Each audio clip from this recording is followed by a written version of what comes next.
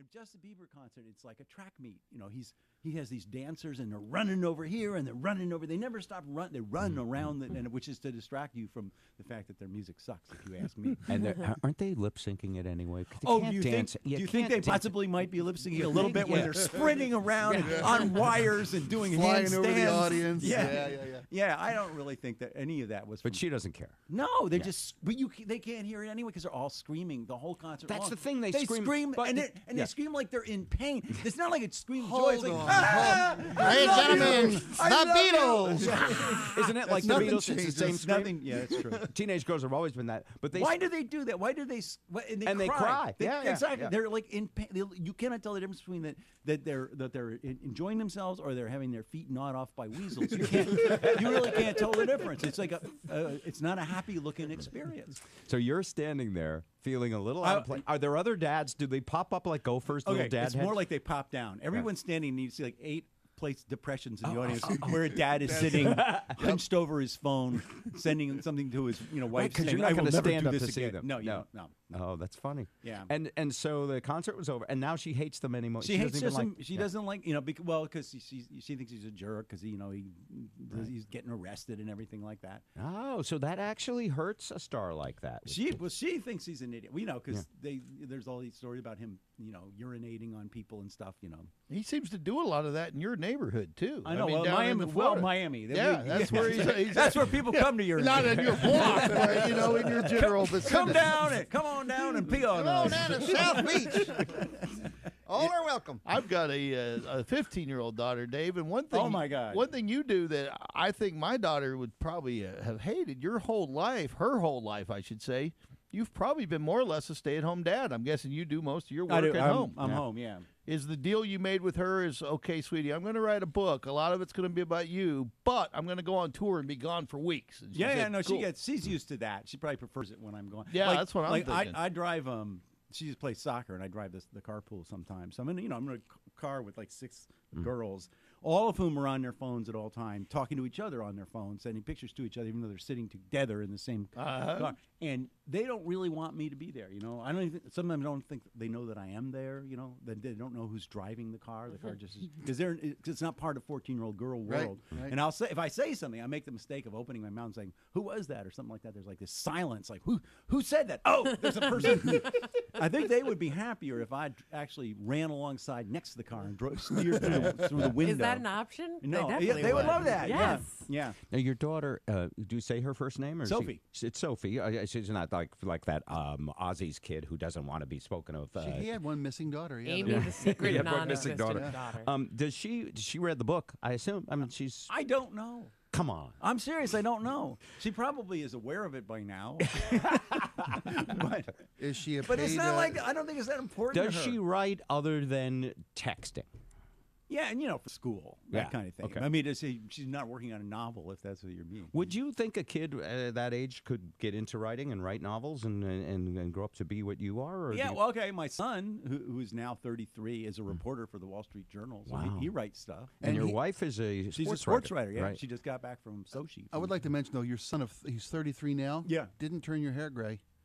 It's getting gray. Well, yes, because you've got a girl who's become a teenage daughter. My son, the only concern. I'm 31 years old. All right. Yeah, teenage daughter.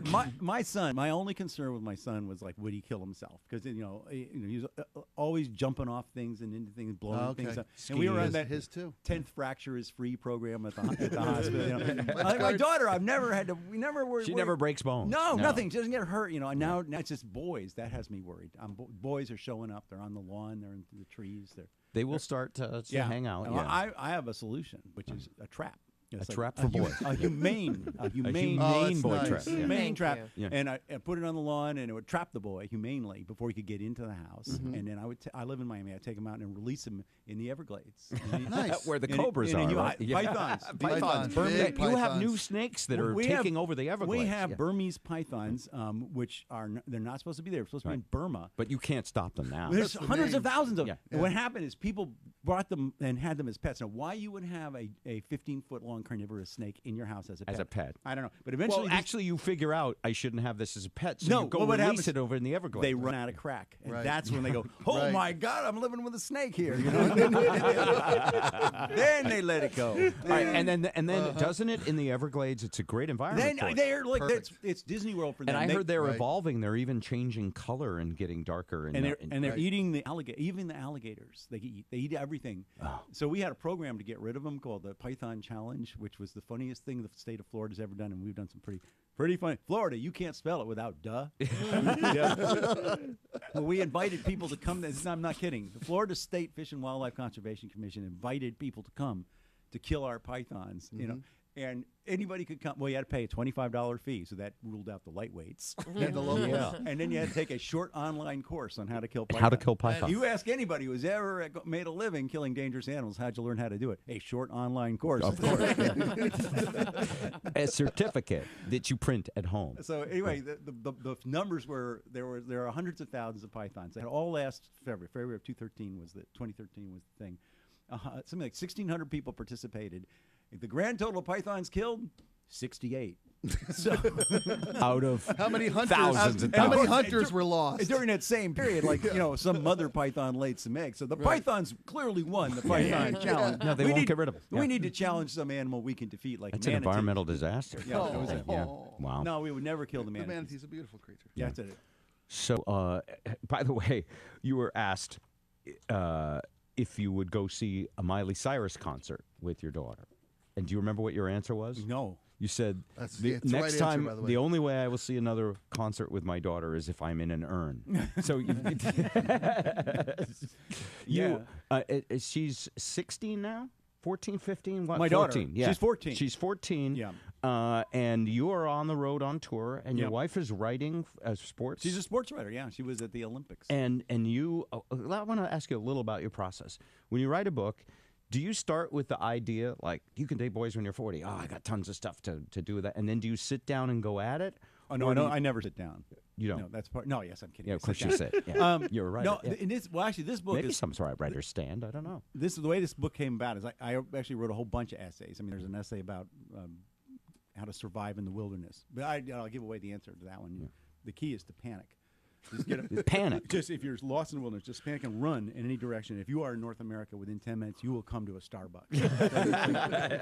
Let's see the green sign. A whole lot of useful information Yeah, like that in good this book. stuff. But one of the essays was about parenting, and they wanted. Oh, so the title of that Yeah, it essay became that. the. I proposed other titles. One of them was Dave Barry. I bet you thought he was dead. It's a good title. Yeah. But the branding one I proposed was Dave Barry, a Dave Barry book by Dave Barry. But they didn't like that one either. So they You went do. with this You one. You go through a bunch of different. So you write lots of essays. Are they still published in a newspaper? No, all these only have appeared in this book. Okay, so because your process, you used to have a newspaper. I column, did. And people used to steal it, rob you blind, and post it on the internet. Yeah, well, that's still they put it on the internet. You Yeah. know, that's back when the internet was new. Right. Where- We were looking for stuff to yeah. put there. No, and but I wrote a weekly column for a long time, for like almost 30 years, and then I stopped. I started writing some novels, and then I got this urge to write a bunch more humor pieces, and that became this book. Right. And so, what's your writing process? Do you start? Bob. I'm curious. Do you start in the morning? Do you meditate? What like